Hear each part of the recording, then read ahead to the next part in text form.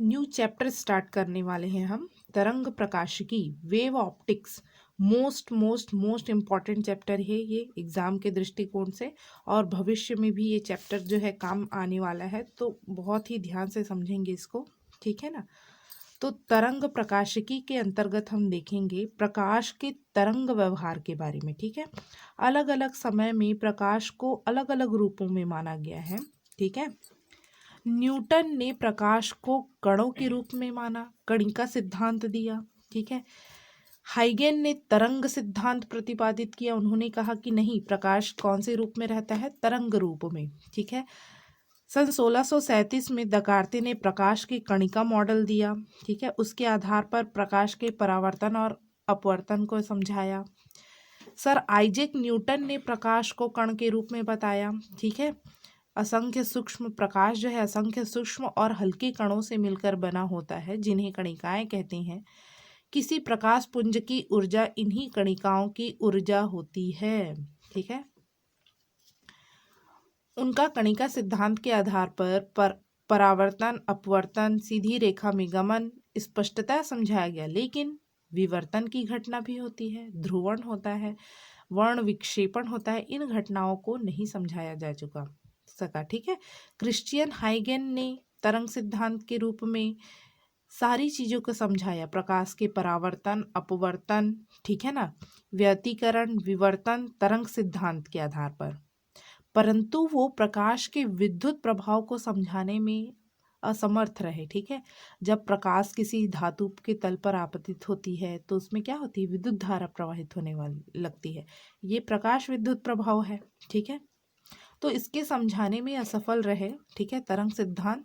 Maxwell ने क्या बताया, ये पढ़े हैं हम लोग विद्युत चुंबकीय तरंगों में, ठीक है, कि प्रकाश जो है विद्युत और चुंबकीय दोलनों द्वारा उत्पन्न होती है, विद्युत चुंबकीय तरंगे हैं, ठीक है। और इनके गमन के लिए माध्यम की आवश्यकता नहीं होती है, ये निर्वात में भी गमन कर सकते हैं।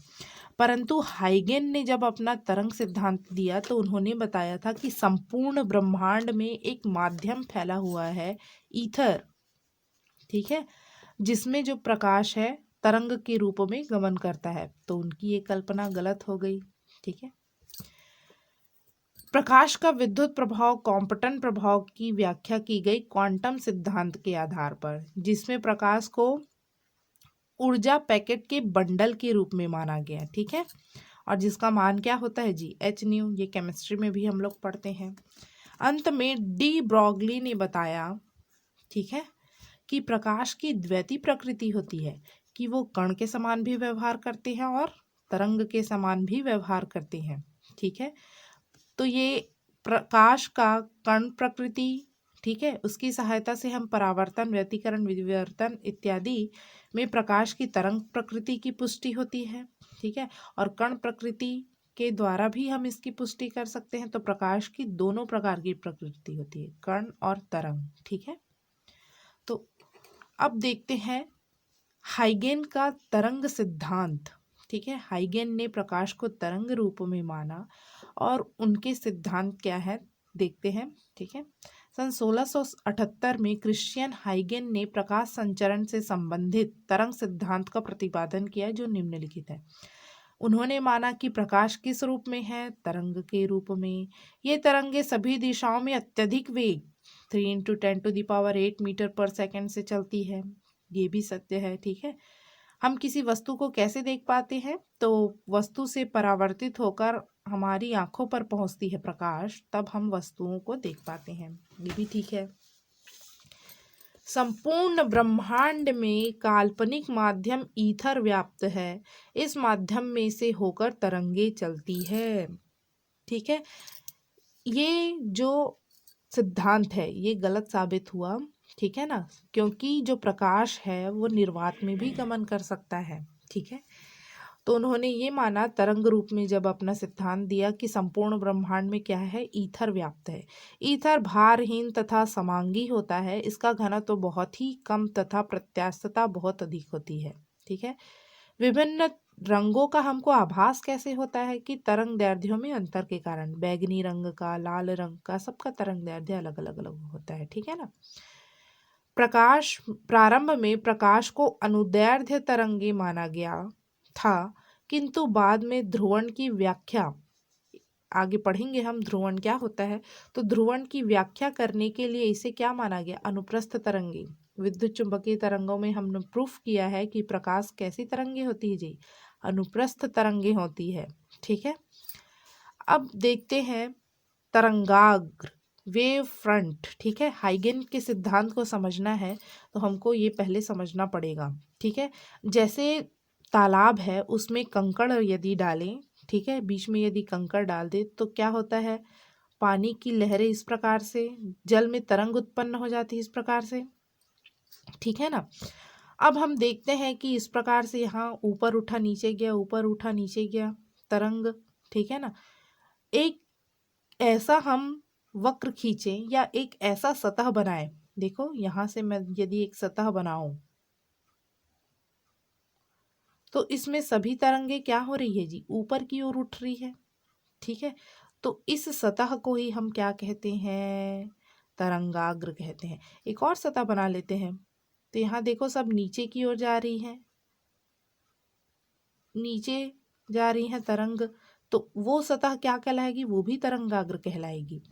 मतलब किसी विशेष क्षण पर माध्यम की वह सतह जिस पर स्थित सभी कण समान कला में कंपन करते हैं, तरंगाग्र। समान कला मतलब यदि कण ऊपर जा रहे हैं तो सभी कण ऊपर ही जाने चाहिए, यदि कण नीचे जा रहे हैं तो सभी कण नीचे की ओर जाने चाहिए। ठीक है ना, तो ये कहलाते हैं समान कला में है। तो यहाँ देखो हमने एक सतह का निर्माण किया जिसमें सभी कण जो है ऊपर की ओर उठ रहे हैं, तो ये सतह क्या कहलाएगी, तरंगाग्र। जैसे जैसे तरंग आगे बढ़ती जाती है तरंगाग्र भी आगे बढ़ता जाता है। ठीक है, तो ये कहलाता है तरंगाग्र। किसी एक विशेष समय पर या क्षण पर माध्यम में वह सतह जहां सभी कण क्या हो, समान कला में कंपन करते हैं, तरंगाग्र कहलाती है। ठीक है, एक चीज महत्वपूर्ण चीज आप लोग याद रखेंगे, तरंगाग्र के लंबवत खींची गई रेखाएं प्रकाश किरणों को प्रदर्शित करती है। ठीक है, ये मैंने क्या बना लिया, तरंगाग्र। ये तो जल के लिए था, प्रकाश के लिए भी यही होता है। प्रकाश हमने कहा कि तरंगों के रूप में चलती है। ठीक है ना, तो ये इस प्रकार तरंगों के रूप में चल रही है प्रकाश। ठीक है, तो यहाँ हमने देखा कि इस नीचे की ओर जाने, जब तरंग नीचे की ओर जा रही है तब हमने सतह बनाया है, ये तरंगाग्र कहलाई। ए भी क्या है, तरंगाग्र है। ठीक है, और इस तरंगाग्र के लंबवत, ए बी पृष्ठ के लंबवत, देखो लंबवत रेखाएं जो खींची है वो किसको प्रदर्शित कर रही है जी, प्रकाश किरण को। किसको प्रदर्शित कर रही है, प्रकाश किरण को। तो तरंगाग्र की जो लंबवत रेखाएं होती है वो किसको प्रदर्शित करती है, प्रकाश किरण को। ये याद रखेंगे, तरंगाग्र का कॉन्सेप्ट और प्रकाश किरण का कॉन्सेप्ट। ठीक है, आगे देखते हैं कि तरंगाग्र कितने प्रकार के होते हैं। तो बहुत आसानी से आप लोग समझ सकते हैं, गोलाकार तरंगाग्र, वृत्तीय तरंगाग्र, बेलनाकार तरंगाग्र और समतल तरंगाग्र। ठीक है, पहले हम बात करते हैं गोलाकार तरंगाग्र की। तो मान लो ये वाला पॉइंट इस प्रकार से आकाश में रखा हुआ है। ठीक है, और इससे प्रकाश किरणें निकल रही है, तो ये आगे तरंग जो है इस ऊपर की ओर जाएंगी, नीचे की ओर जाएंगी, पीछे भी आएंगी। ठीक है, आगे भी जाएंगी, सभी दिशाओं में ये क्या करेंगी, तरंगे आगे बढ़ेंगी। ठीक है, और इससे हम यदि इसकी सतह पर तरंगाग्र बनाएं तो कैसा बनेगा जी, वो गोलाकार, जैसे बॉल होता है ना गोलाकार, सारी ओर से बनाएंगे तो ये गोलाकार बनेगा। ठीक है, तो ये कहलाता है क्या, गोलाकार तरंगाग्र। ठीक है, पढ़ लेते हैं एक बार। जब प्रकाश स्रोत बिंदु समान होता है, प्रकाश स्रोत कैसा हो, बिंदु समान हो, तो बिंदु स्रोत प्रत्येक दिशा में एक समान तरंगे उत्सर्जित करता है। उसमें उन बिंदुओं का बिंदुपद जिनका आयाम समान होता है एक समान कला में कंपन करते हैं। अतः स्रोत से सीमित दूरी पर जो तरंगाग्र बनते हैं गोलाकार तरंगाग्र कहते हैं। सन, ठीक है, सूर्य चारों दिशाओं में, सभी दिशाओं में क्या कर रहा है, प्रकाश फैला रहा है।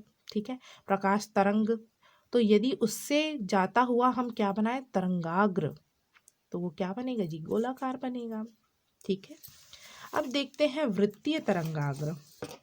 तो हमारा जो प्रकाश स्रोत है बिंदु आकार है अभी भी, परंतु वो किसी समतल पर है। यहाँ पर हमने क्या कर दिया, लाइट जलाया हुआ है, तो इसमें क्या है, इस सतह में ही जाएगी क्या प्रकाश, इस प्रकार से।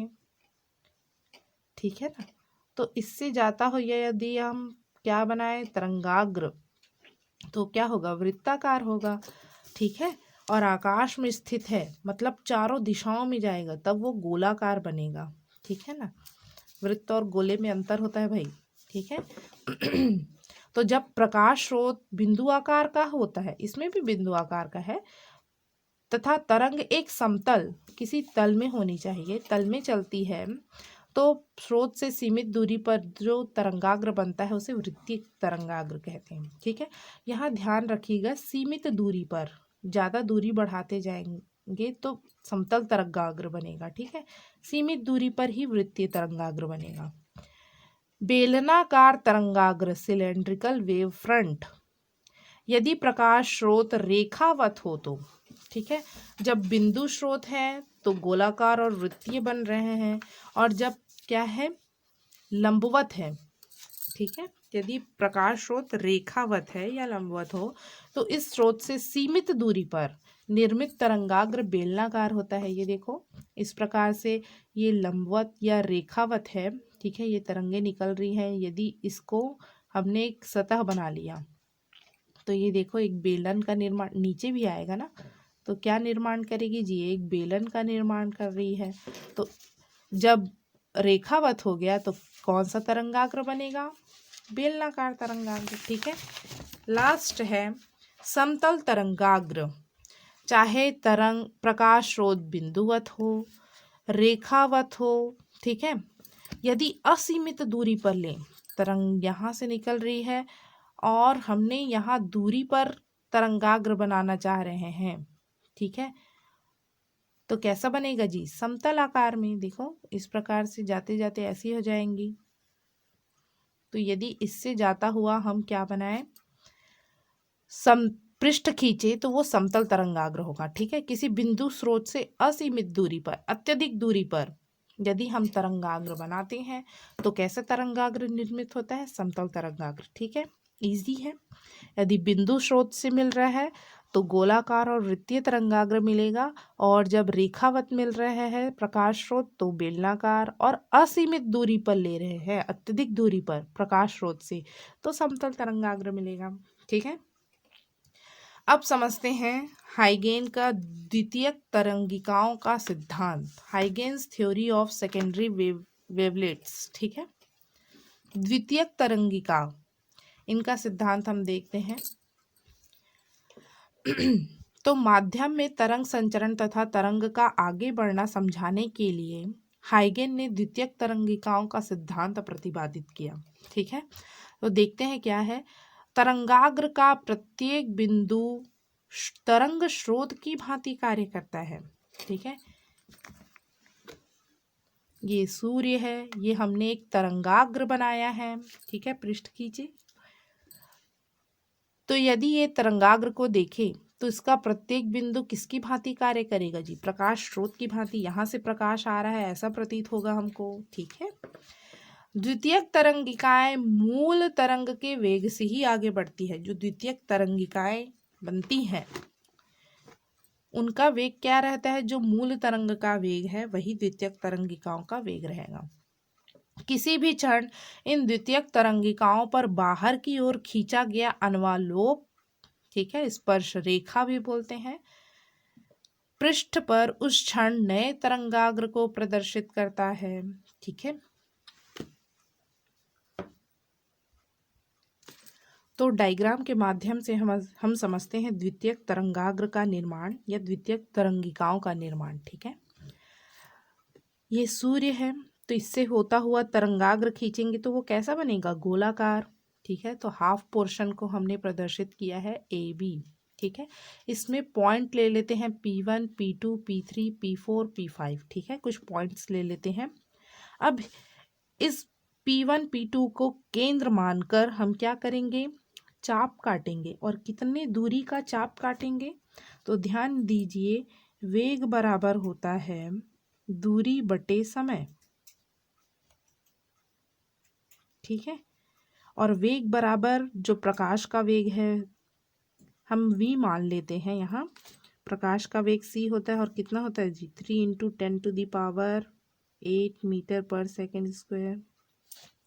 तरंग का वेग मान लो v है और दूरी एज इट इज रहने देते हैं, समय को t ले लेते हैं, ठीक है। तो दूरी बराबर कितना आया, v इंटू टी। कितना आया, v इंटू टी। तो हम कितने दूरी का चाप काटेंगे, केंद्र मार्क कर v इंटू टी दूरी का चाप काटेंगे, ठीक है ना।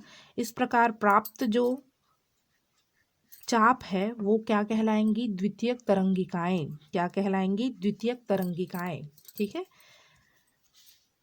और इससे होता हुआ यदि हम स्पर्श रेखा खींचे तो वो किसको प्रदर्शित करेगा जी, द्वितीयक तरंगिकाओं को, ठीक है। यहाँ भी देखो एक तरंगाग्र का निर्माण किया, वो भी कौन से आकार का है, गोला आकार का है, ठीक है ना। तो ये बताया हाइगेन ने द्वितीयक तरंगिकाओं का सिद्धांत, ठीक है। कितनी दूरी पर बनेगा, किस आकार में बनेगा, ठीक है। ये सारी चीजें जो है हाइगेन्स की द्वितीयक तरंगिकाओं के सिद्धांत में बनाया, ठीक है। और प्रत्येक बिंदु जो है किसकी भांति कार्य कर रहा है जी, एक प्रकाश स्रोत की भांति कार्य कर रहा है। यहाँ से तरंगे उत्पन्न हो रही है, इस प्रकार से प्रतीत हो रहा है, इस पॉइंट से इस पॉइंट से, ठीक है ना।